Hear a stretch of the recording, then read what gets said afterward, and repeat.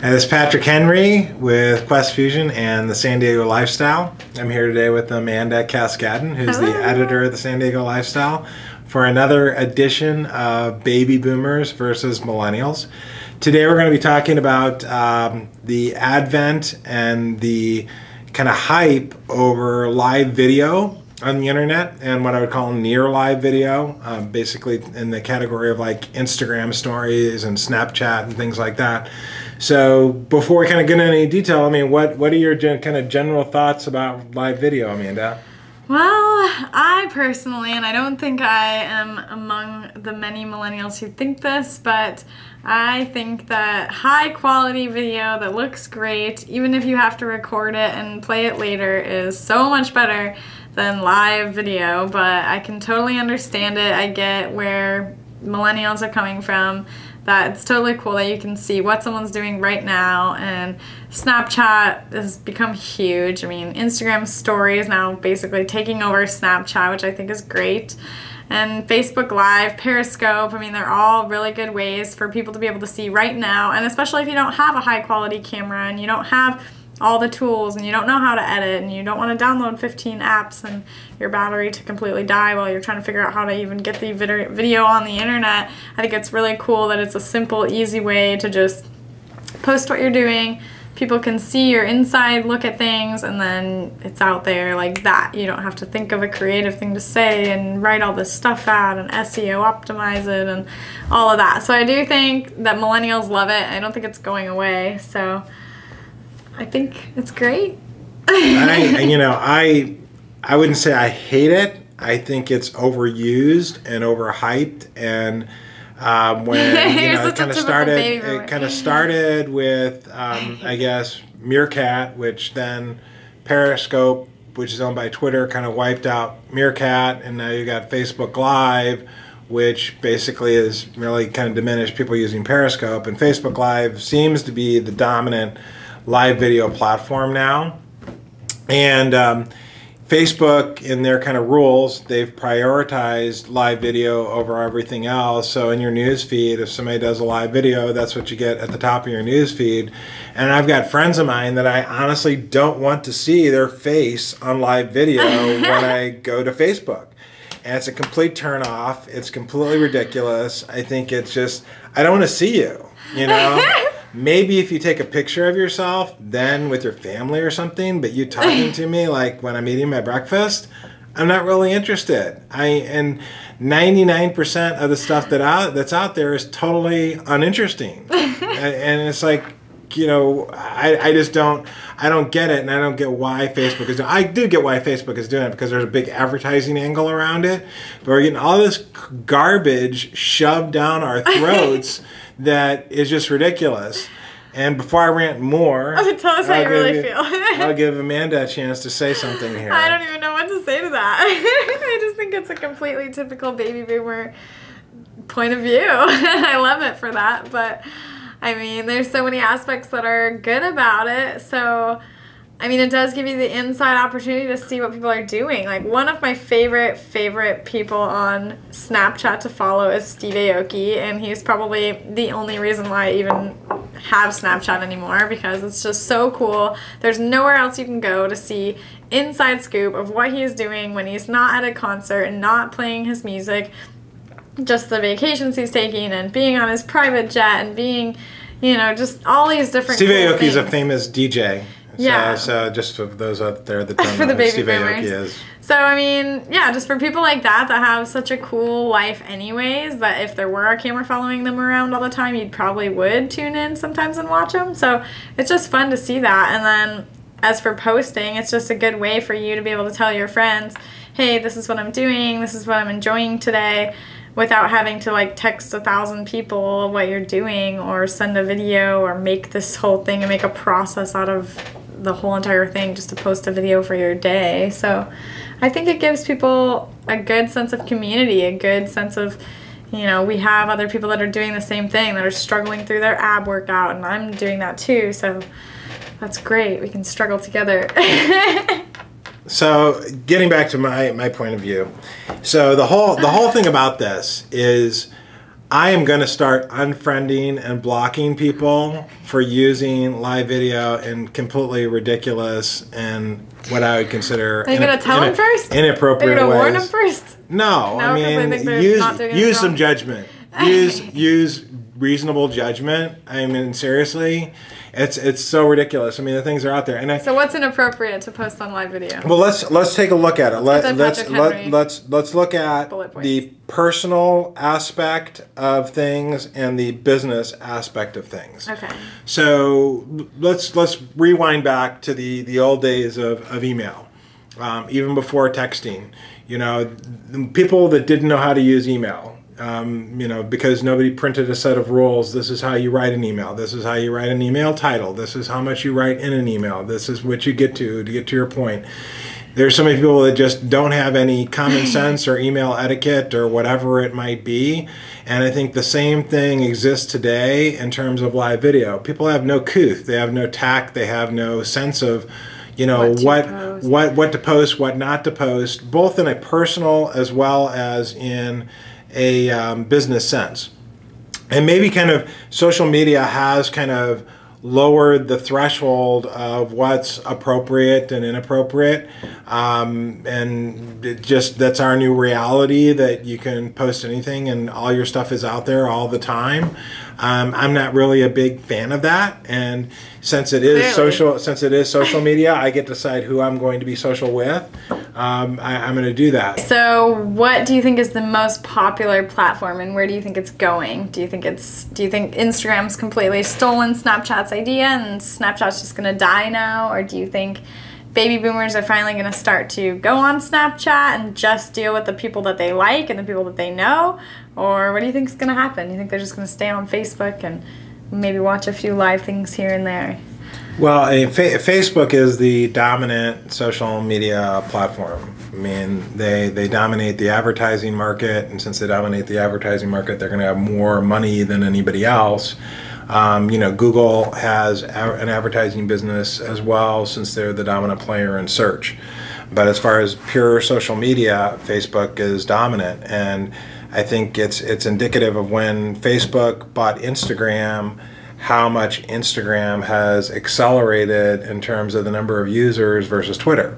And by the way, I think Twitter is an amazing, awesome platform. It's my primary news feed. I'm on Facebook because you have to be on Facebook, but and I'm on Instagram just to kind of understand it and experiment with it. But my two primary social media platforms for my consulting business are LinkedIn and Twitter. And I think Twitter's massively undervalued. I'm looking at, you know, how much LinkedIn just sold for to Microsoft. So totally separate topic. I think it's hard for millennials because on Twitter, it's hard to think of what to say, and if you do want to say, it's too long to fit in the thing, and you can add a picture, but it's not like Instagram where it's like the picture is the main point of it. It's kind of like a side note to your comment. So I think it's harder for millennials to adapt to Twitter easily. Yeah, so Twitter is for a very specific purpose, and I think Instagram's for a different purpose. Although they do compete with each other to some extent, I don't think they're massively competitive with each other. Although you're stealing time for eyeballs no matter where you're at. So Facebook bought Instagram, so Instagram, by the fact that Facebook owns them, is a far more dominant social media platform than Snapchat. And Snapchat really started with teenagers that wanted to send, you know, dirty pictures to each other or things that they didn't want other people to see. You couldn't even follow somebody on Snapchat unless they gave you your ID. And over time, you know, I would put these people generally in the category of Instagram models, started opening Snapchat channels and putting their Snapchat on their Instagram page or their Twitter page or whatever, so that they could use that as an additional vehicle for their promotional activities, whether it's working out or social activities or So do you think baby boomers will do more of this now that they're getting to the point where they see how millennials are doing that, or do you think they'll just say, that's crazy, no way? I think there's an appropriate usage model for the B2C, business to consumer, place for stories, you know, and I love how you say it like that. So to get back to your original question, will Instagram stories kill Snapchat? I don't know if they'll kill it, but they definitely will put a significant dent in Snapchat's business and growth, especially as it relates to business, business types of customers, and business types of customers are where most of the advertising dollars are. So Snapchat can't make money unless they're able to get some type of advertising revenue. So I think Snapchat's already kind of abandoned their original story because they eventually had to get to a point where they could make money. So they made memories. Memories as an example, is like, okay, it's no longer really Snapchat, if that's the case. So sad. So I think Snapchat will be around. So you think for baby boomers, they should be on social media and live things if they're selling to customers, but what about if they're not and they're just on their personal? Do you think that they should be on live video, or? I think there's a usage model for it, sure. I mean, if you've got something where you just had a baby, or, you had some significant event and you want to tell your friends about it, maybe that's an appropriate use. I don't want to, somebody that I casually know, watch them prepare their breakfast. I mean, it's not that interesting to me. And maybe it is there. Maybe there is an audience for that. If there's some cute girl or cute guy like preparing their breakfast and they've got a following that wants to watch them prepare their breakfast, awesome. That's not me. I'm not that target audience. So for me, it's like I'm gathering information. I'm testing the stuff out to see how you can use it in a productive way. And then I'm more social in person. I do make sure that I have social interaction with people that are in my social media and online. I do direct message people on Twitter. I do, network with people on LinkedIn. But if you ever want those relationships to be truly real, you have to take them offline, especially from a business sense. Or, if you've got friends that, are remote locations, you grew up in Michigan, I grew up in St. Louis, I've got friends that are back there, so, I can't talk to the phone with them every day, and kind of keeping in touch with each other, social media is a good way to do that. So I think there's a time and place for it, sure, but is the time and place being used appropriately right now by the people that are doing it? I question that. Well, I'm going to disagree with you because I think it's awesome and I love live video, and I think everyone and their grandma and their grandpa should be on it, and I want to see what everybody's cooking for breakfast. So I would say, I think it's great. One thing about a downside from my standpoint on Instagram stories is that now, because it's at the top, and it's been prioritized, and this is a Facebook strategy. Facebook does own Instagram. For those of you out there that don't know this, they do. They've owned it for years. And the whole set of streaming stories at the top, I'm curious, but I'm also like learning, and I've already gotten to a point where, okay, this is too much. This is too much of a time sink for me to watch all this garbage, and I'm going to start unfriending people that otherwise, if they were just on my Instagram feed, then I probably would have tuned in, because I do think there's a lot of interesting things going on Instagram that's similar to Twitter, but it's more visual. You have to have a picture, and you can, picture tells 1,000 words. So there is a kind of cool, appropriate way to use that. And if people are, in my opinion, of course, inappropriately using Instagram stories, even though I might have been interested in them as kind of pictures, but I'm not interested in them from a video standpoint, they're gone. And I'm a lost potential customer, a lost potential whatever in that, that situation. So I guess that's a really good message to brands, to make sure you stick with your brand. And that reminds me to post less of my breakfasts and more of awesome things to do in San Diego. So I think high quality video, if done right, just like a picture, if a picture tells 1,000 words, maybe a video tells 100,000 words. So in the San Diego Lifestyle blog, we are, both Amanda and I are big advocates of using video, because that's what makes the San Diego Lifestyle blog like Yelp on steroids. You can go to Yelp and read reviews, but you can go to our site and actually see the restaurant and meet the owner and meet the chef and do things like that. We're trying to do more and more things like that.